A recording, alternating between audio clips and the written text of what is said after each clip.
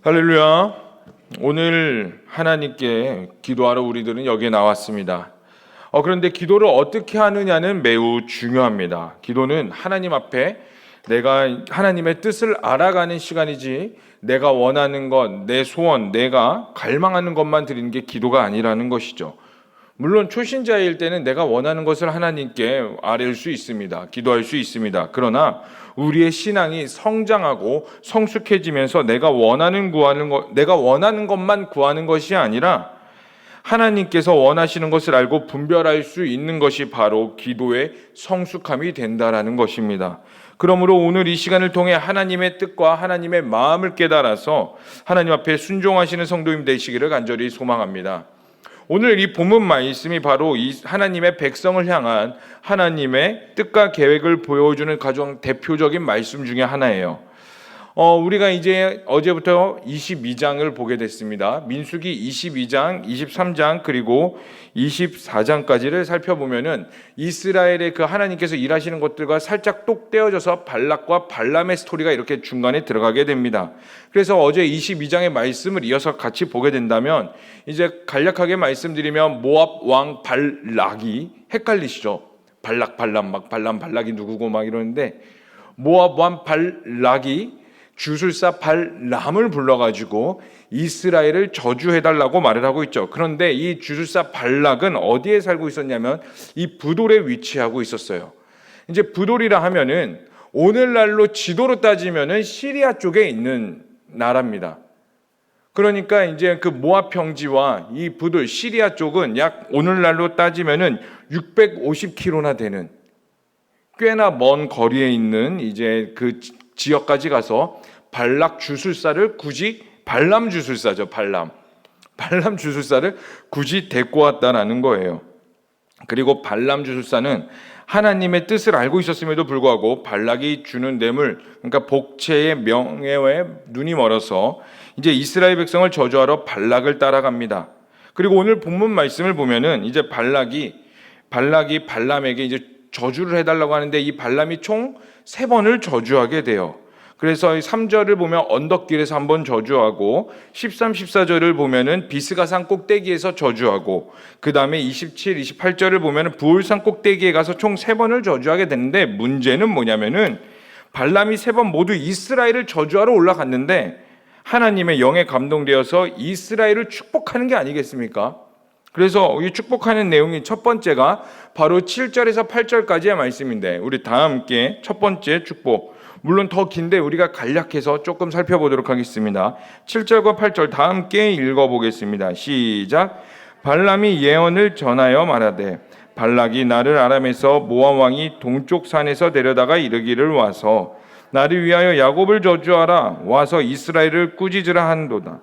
하나님이 저주하지 않으신 자를 내가 어찌 저주하며 여호와께서 꾸짖지 아니하신 자를 내가 어찌 꾸짖으랴라고 말하면서 첫 번째 이스라엘을 향해 축복을 내립니다. 자, 그러면 두 번째 축복도 이제 발락 왕이 화가 나는 거예요. 내가 너를 저주해달라고 말했는데 왜 너는 이스라엘을 축복하느냐? 그러면서 이제 또 다른 산으로 갑니다. 또 다른 곳에 가서 야, 여기는 이스라엘 꼭 그냥 일부만 보이는 곳인데 그렇게라도 좀 이스라엘을 향해 저주해달라라고 말을 해서 이제 우리 비스가산 꼭대기에 올라가죠. 그러나 그곳에서도 어떻게 합니까? 축복을 하는 거예요. 축복을. 우리 다 함께 20절에서 22절의 말씀을 읽어보도록 하겠습니다. 시작. 내가 축복할 것을 받았으니 그가 주신 복을 내가 돌이키지 않으리라. 야곱의 허물을 보지 아니하시며 이스라엘 반역을 보지 아니하시는도다. 여호와 그들의 하나님이 그들과 함께 계시니 왕을 부르는 소리가 그 중에 있도다. 하나님이 그들을 애굽에서 인도하여 내셨으니 그들의 힘이 들소와 같도다. 속이 뒤집어질 일이죠. 모압 왕 입장을 봅시다. 모압 왕은 그냥 그 지역에서 잘 살고 있었던 사람이에요. 근데 웬 히브리 민족이 애굽에서부터 나왔는데 그 애굽의 히브리 민족을 도와주는 그 히브리 민족의 신 여호와 하나님이란 분이 힘 있고 강력해서 가는 곳곳마다 승리하고 전쟁에서 이기며 그리고 그것은 진멸된다라는 소식을 듣는 겁니다. 그러니까 모압 왕 입장에서는 쫄릴 수밖에 없는 거예요. 우리가 인간적인 관점으로만 성경을 한번 봅시다. 쫄릴 수밖에 없는 거고 이 히브리 민족은 진짜 하나님께서 뭐 만드신 민족이기 때문에 나도 그들과 함께 하겠다, 그런 게 어디 있습니까? 지금 내 안위가 걱정되는데. 그러니까 이 발람 선지자를 데리고 와서 이스라엘을 저주해달라 이렇게 말을 하는데 오히려 이스라엘을 축복하고 있는 거예요. 속이 뒤집어질 법한 상황 가운데 있는 것입니다. 그러면 이제 이 세 번째 저주는 24장 쪽에 있으니까 우리가 살펴보지는 않겠지만 우리가 여기서 함께 좀 알아야 될 것이 있습니다. 첫 번째로 무엇이냐면 발람은 하나님을 위한 제사장이 아니라는 거예요. 우리가 여기에 조금 더 주목하면서 우리가 나아갔으면 좋겠습니다. 그는 주술가였고 점술가였습니다. 우리 다 함께 민수기 22장 41절의 말씀 읽어보도록 하겠습니다. 시작. 아침에 발락이 발람과 함께하고 그를 인도하여 바알의 산당에 오르매 발람이 거기서 이스라엘 백성의 진을 끝까지 보니라. 이제 첫 번째 저주를 하기 전에 발람과 발락이 이제 드디어 이스라엘 백성들이 있는 곳까지 왔습니다. 650km를 가로질러서. 그래가지고 이제 이스라엘을 보면서 이제 저주를 해야 되는데 처음에 갔던 곳이 어디냐면 바알의 산당에 오르매 바알의 산당에서 제사를 하는 발락과 발람을 보게 됩니다. 이것을 보고 학자들은 발람이 하나님의 방법이 아닌 우상 숭배의 방법으로 하나님께 제사를 드렸고 주수를 준비했다고 말을 하고 있어요. 그리고 발람이 이처럼 제사를 드린 이유가 무엇일까요? 이렇게 제사를 드린 이유가 뭘까요? 바로 그 당시의 풍습을 우리가 볼 수 있어야 돼요. 그 당시의 풍습은 다신 사회였습니다. 그러므로 그 사람들에게 여호와 하나님은 히브리 민족의 하나님일 뿐이고 그분은 능력 있고 강한 분이시기는 맞지만 그저 수많은 신들 중에 한 분이다라는 생각을 가지고 있었던 겁니다. 그러니까 발락이 발람에게 가서 이스라엘을 저주해달라고 말을 하는 거고 발람 주술사도 하나님을 위한 선지자 주술사는 아니지만 여호와 하나님을 알았고 여호와 하나님께서 나에게 권능을 주셔야지만 주술을 할 수 있다라고 믿음이 있는 것처럼 보이는 대답을 하고 있었던 거예요. 그럼 우리가 여기서 한 가지 더 생각해 볼 필요가 있는 겁니다. 무엇이냐면은 왜 하나님께서 원래 하나님은 가증한 제사를 받지 않으시는 분이세요. 여러분 그 하나님을 여러분들이 믿으십니까? 그래서 미가서 3장 4절의 말씀이 이렇게 말하고 있죠. 우리 다 함께 읽어보도록 하겠습니다. 시작. 때에 그들이 여호와께 부르짖을지라도 응답하지 아니하시고 그들의 행위가 악했던 만큼 그들 앞에 얼굴을 가리시리라.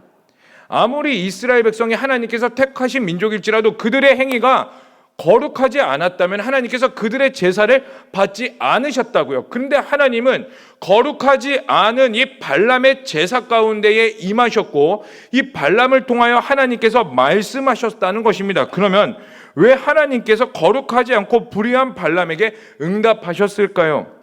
이러한 질문이 우리에게 주어지게 되는 것입니다. 그리고 그 질문에 대해서 오늘 본문 19절의 말씀은 이렇게 답하고 있습니다. 우리 다 함께 19절의 말씀 읽어보도록 하겠습니다. 시작. 하나님은 사람이 아니시니 거짓말을 하지 않으시고 인생이 아니시니 후회가 없으시도다. 어찌 그 말씀하신 바를 행하지 않으시며 하신 말씀을 실행하지 않으시랴. 아멘. 뭐라고요? 하나님은 사람이 아니시니 거짓말을 하지 않으시고 인생이 아니시니까 후회가 없으시다라고 말을 하고 있습니다. 이게 도대체 무슨 말일까요? 첫 번째로 그 누구도 하나님의 뜻을 막을 수 없다라는 것입니다. 한번 따라해 볼까요? 그 누구도 하나님의 뜻을 막을 수 없다. 여러분, 이스라엘을 향한 하나님의 뜻이 분명히 있었어요.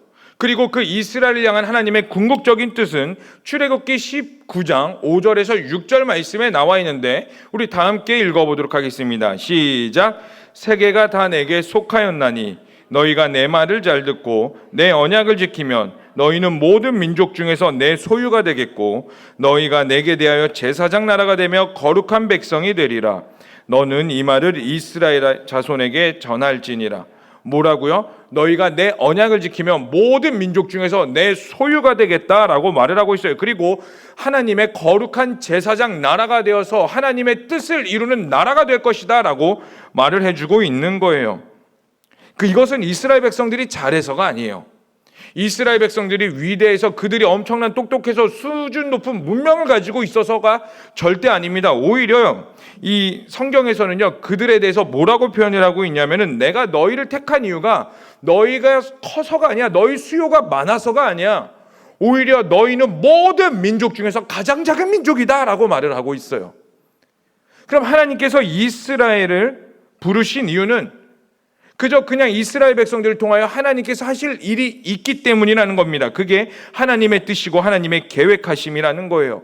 그런데 그 뜻을 발락 왕이 발람 주술사를 통하여서 막으려고 하니까 하나님께서 저주를 축복으로 바꾸신 거라는 겁니다. 여러분, 우리의 삶도 마찬가지입니다. 하나님께서 우리를 택하셨습니다. 아멘이십니까? 그래서 에베소서 1장 4절에서 5절까지의 말씀 이렇게 말하고 있습니다. 하나님께서 우리를 향한 계획인데 우리 다 함께 그 계획을 읽어보도록 하겠습니다. 시작. 곧 창세전에 그리스도 안에서 우리를 택하사 우리로 사랑 안에서 그 앞에 거룩하고 흠이 없게 하시려고 그 기쁘신 뜻대로 우리를 예정하사 예수 그리스도로 말미암아 자기의 아들들이 되게 하셨으니. 아멘. 창세전에 어떻게 하셨다고요? 하나님께서 우리를 택정하시고 예정하셨다라는 거예요. 아멘이십니까? 그래서 하나님의 아들이 되도록 만드셨다라는 거. 그것이 되기 위해, 하나님의 아들이 되기 위해서 우리가 한 게 무엇이 있습니까? 우리의 공로는 단 하나도 없는 거예요. 그리고 그 하나님의 계획을 누구도 끊을 수 없다라는 거예요. 아무리 사탄이 와서 우리를 속이고 우리 가운데 선악과로 말미암아 죄를 집어넣어서 하나님과의 관계, 하나님의 계획, 하나님께서 하시려는 모든 것들이 망가져 보일지라도 하나님은 그 하나님의 지혜로 말미암아 그 예수 그리스도로 말미암아 다시 회복하시고 그 하나님의 구원을 여전히 이뤄가신다라는 거. 그래서 로마서 8장 39절은 이렇게 말하고 있습니다. 우리 다 함께 읽어보겠습니다. 시작. 높음이나 깊음이나 다른 어떤 피조물이라도 우리를 우리 주 그리스도 안에 있는 사랑에서 끊을 수 없으리라. 아멘. 그 무엇도 하나님의 계획을 끊을 수 없다라는 겁니다. 근데 문제는 뭔지 아세요? 하나님은 우리와 관계에서 하나님은 끊지 않으시는데요, 우리가 끊어버린다는 거예요. 하나님은 변하지 않으시고 그 사람이 아니시기 때문에 후회가 없으시고 모든 것들이 이뤄가시고 여전히 우리를 향한 하나님의 계획과 뜻이 있는데 우리가 그것을 듣지 않으려고 합니다. 아니요, 우리가 거부를 합니다. 내가 할 수 있는 것까지만, 하나님 내가 듣고 싶은 것까지만, 내 자녀가 잘 되는 것, 내 인생이 평안해지는 것. 그러나 때론 고난을 통하여 말씀하실 수 있는데 우리 다 머릿속으로는 알죠. 이 고난이 유익이라는 거. 그리고 그런 찬양 부르면 막 눈물 광광 흘리면서 막 두 손 들고 찬양합니다. 근데 막상 내 삶 가운데 감사가 있으십니까? 감사는 가끔 있죠. 처음 시작할 때 감사는 있죠. 근데 그것들이 지속된다면, 끝나지 않을 것 같다면, 그때부터 우리 인생을, 나를 향한 하나님의 계획이 있는 아름다운 인생을 저주하기 시작합니다. 스스로 답이 없다고. 이게 바로 우리 인간의 모습이고 내가 먼저 하나님과의 관계를 끊어버리는 우리의 연약함이라는 것입니다. 근데 분명히 기억하십시오. 하나님은 절대로 하나님의 뜻을 스스로 철회하지 않으시고 그 누구도 끊을 수 없다라는 거예요. 아멘이십니까? 그럼 우리는 피조물된 우리는, 하나님의 계획 가운데 있는 우리는 끝까지 그거 믿는 겁니다. 내 좌절할 수 있죠. 두려울 수 있죠. 그럼에도 불구하고 내 입술을 열어 그럼에도 불구하고 그리하지 아니하실지라도 하나님은 선하십니다. 아멘이십니까? 한번 따라해 보시겠어요? 그리하지 아니하실지라도 하나님은 내 인생에서 가장 선하신 분입니다. 아멘이십니까? 네, 오늘 이 본문 말씀을 통하여서 우리는 하나님은 하나님의 계획을 처리하지 않으신다는 걸 볼 수가 있습니다. 자, 두 번째로 우리가 19절 말씀을 통해 알 수 있는 것은 보이지 않는 곳에서 하나님은 지금도 일하고 계시다라는 거예요. 한번 따라해 볼까요? 보이지 않는 곳에서 하나님은 지금도 일하고 계십니다. 아멘. 오늘 본문 23장 22절, 민수기 22, 23, 24장은 뭔가 조금 떨어져 나와서 뭔가 부록책 같다라고 말씀드렸어요. 그럼 여기서 우리 한 가지 더 질문이 듭니다. 과연 이스라엘 백성들은 하나님의 계획 가운데에서 이제 뭐 가나안 땅을 정복하려고 준비하고 있고 광야 생활을 하고 있는데 그 과정 가운데 발락과 발람의 스토리, 이것을 과연 이스라엘 백성들은 알고 있었을까요? 막 비스가 산에 올라가고 부올산에 올라가고 막 발락이 막 뭐야 막 이러고 있을 때에 이스라엘 백성들은 발락 왕이 저러고 있구나, 아, 발람 선지자라는 게 있구나 이러고 알고 있었을까요? 학자들이 말하기를 아마 이스라엘 백성들은 몰랐을 것이다 라고 말을 하고 있습니다. 그럼 어떻게 여기에 나와 있을까요? 아마 추측하기로는 25장에 이제 바알 부올 사건이 나오게 되는데, 이때 이스라엘 백성이 모압 여인들 유혹에 빠져서 범죄하게 되는데, 이때 발락이 발람을 통해 이스라엘을 저주하려고 시도했다는 사실을 알게 되었을 것이다 라고 말을 하고 있어요. 그러면 우리는 이걸 알 수 있습니다. 이스라엘 백성들이 모르는 상황 가운데서 하나님은 일하고 계셨어요. 그럼 이스라엘 백성들을 우리로 한번 보도록 하겠습니다. 우리가 우리의 모든 인생을 다는 것 같지만 사실 다 알지 못하는 게 우리의 인생입니다. 내가 모르는 모든 상황 가운데서 하나님은 지금도 나를 통해 일하고 계시다라는 거예요. 그래서 시편 기자는 이렇게 말을 하고 있습니다. 다 함께 121편 3절에서 4절까지의 말씀 다 함께 읽어보겠습니다. 시작. 여호와께서 너를 실족하지 아니하게 하시며 너를 지키시는 이가 졸지 아니하시리로다. 이스라엘을 지키시는 이도 졸지도 아니하시고 주무시지도 아니하시리로다. 아멘. 그럼 아멘이십니까? 여러분, 우리가 믿는 하나님은 세계를 이끌어 가시는 분이세요. 그리고 우리의 일거수일투족을 다 알고 계시고 우리의 모든 것을 다 보고 지키고 계신다라는 거예요. 그렇다면 우리의 기준으로 다 하나님을 이해하지 못하고 하나님을 모르는 게 당연합니다. 여러분, 우리는 유한한 존재입니다. 한계가 있는 존재들이에요. 그러나 하나님은 무한한 존재입니다. 어떻게 유한이 무한을 이해합니까? 어떻게 한계가 있는 자들이 무한계에 있는 분을 이해합니까? 당연히 모르는 게 너무나 사실인 거예요. 너무나 당연한 겁니다. 그렇기 때문에 우리가 알 수 있는 건, 우리가 할 수 있는 건 무엇이냐면 그 하나님을 믿고 신뢰하는 것이에요. 그러므로 42편 5절의 말씀이 우리 가운데 다가오셔야 되는 겁니다. 우리 다 함께 시편 40편 5절 읽어보도록 하겠습니다. 시작. 내 영혼아, 내가 어찌하여 낭심하며 어찌하여 내 속에서 불안해하는가? 너는 하나님께 소망을 두라. 그가 나타나 도우심으로 말미암아 내가 여전히 찬송하리로다. 아멘. 여러분, 이 말씀을 꼭 기억하십시오. 하나님께 소망을 둘 때 하나님께서 일하심을 보게 됩니다. 여러분, 믿음은요, 인간의 수준으로 이해하지 못할 때에 하나님의 시간으로 이끌어주는 게 바로 믿음이에요. 그러니까 무슨 말이냐면, 이 믿음이라는 것들은요, 내가 하나님의 시간을 이해하지는 못하지만 믿음이 있기 때문에 하나님의 시간으로 기꺼이 갈 수 있도록 이끌어준다는 거예요. 이 믿음이라는 영역들이. 그렇기 때문에 오늘 나에게 보이지 않더라도 하나님은 여전히 살아계시고 일하고 계시며 나를 지키고 계시다라는 것을 우리가 알 수 있다는 겁니다. 그럼 여기서 우리가 마지막으로 근본적으로 생각해 볼 것이 있습니다. 하나님께서 왜 이렇게까지 이스라엘 백성을 보호하시고 지키시는 것일까요? 도대체 왜 이렇게까지? 이스라엘 백성이 지금까지 봤을 때 잘한 것이 딱히 없습니다. 끊임없이 불평하고 불만입니다. 끊임없이 범죄합니다. 그런데 왜 도대체 이렇게까지 하실까요?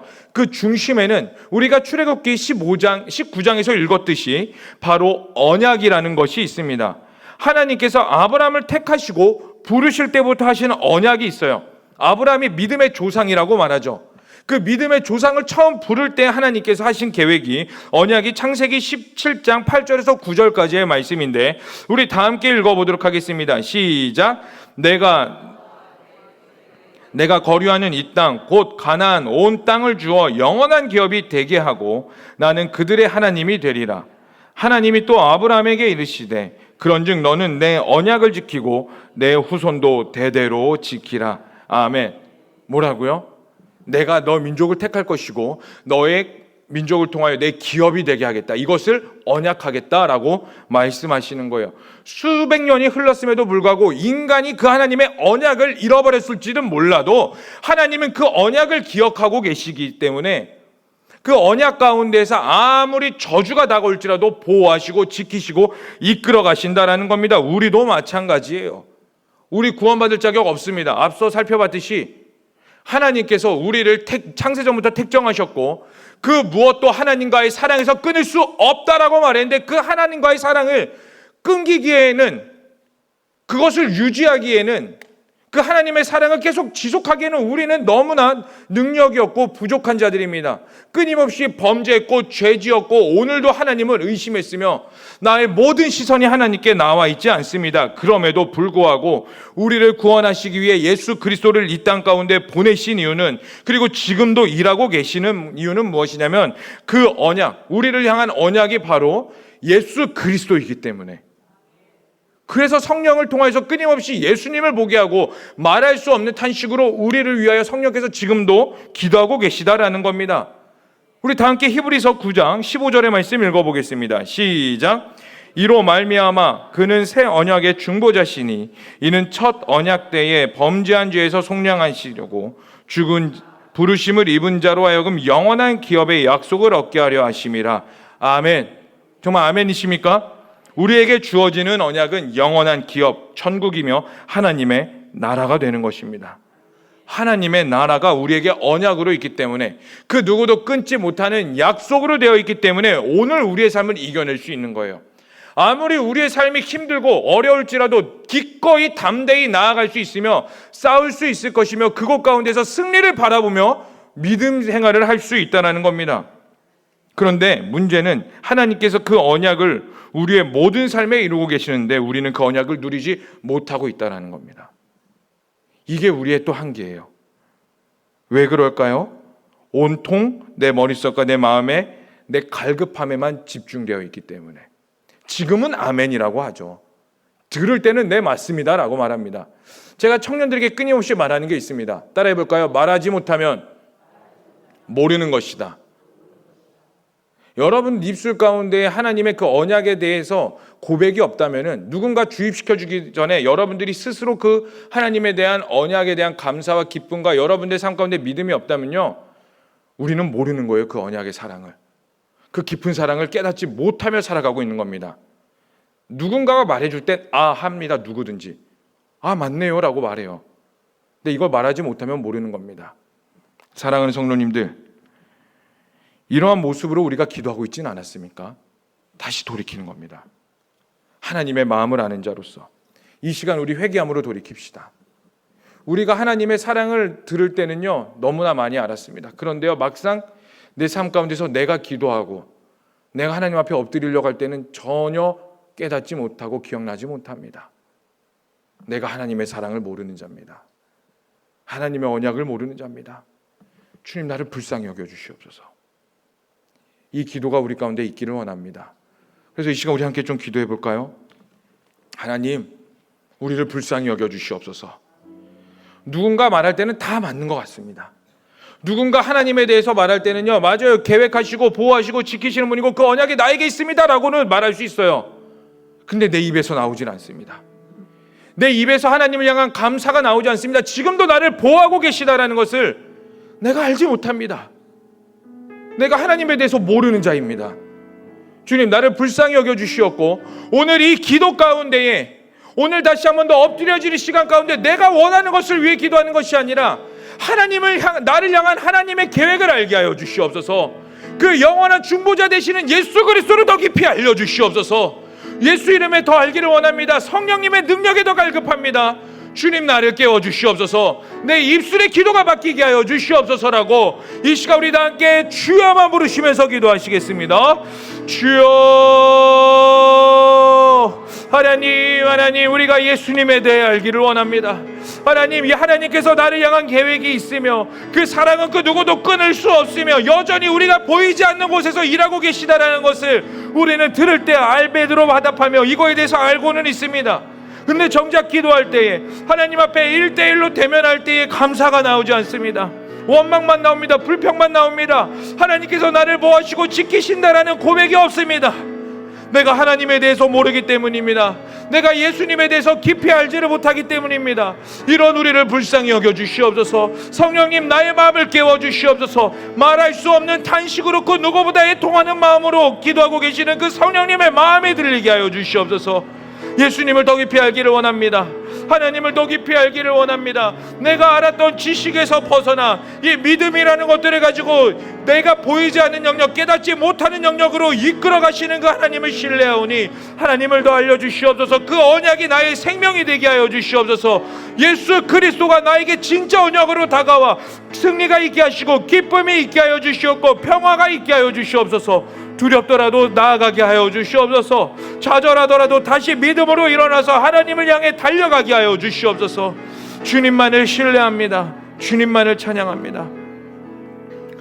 살아계시고 역사하시는 하나님, 지금도 일하고 계시는 그 하나님을 신뢰합니다. 지금도 내 삶 가운데 살아서 나를 붙잡고 계시는 의의 오른손으로 나를 위해 싸우고 계시는 그 하나님을 신뢰합니다. 그러나 내 입술에서 먼저 나오지 않는 나를 불쌍히 여겨 주시옵소서. 하나님에 대해서 들을 때는 깨닫고 있는 것 같았으나 내 스스로 하나님을 찾고 그 하나님에 대해서 알지 못하는 우리를 불쌍히 여겨 주시옵고, 오늘 이 시간 겸손히 다시 한 번 더 엎드릴 때 성령님께서 나의 마음을 치셔서 하나님을 더 깊이 알게 하여 주시옵소서. 하나님 앞에 더 엎드리게 하여 주시옵소서. 성령께서 이 시간 함께 하실 것을 믿으며 모든 걸 믿고 예수님의 이름으로 기도합니다. 아멘. 주여, 주여, 주여. 하나님, 우리가 주님을 더 알기를 원합니다. 깨닫게 하여 주시옵소서. 지금도 일하고 계시는 그 하나님을 신뢰하며 나아가기를 원합니다. 성령님, 우리 가운데 함께 하시고 기름 부어 주시옵소서.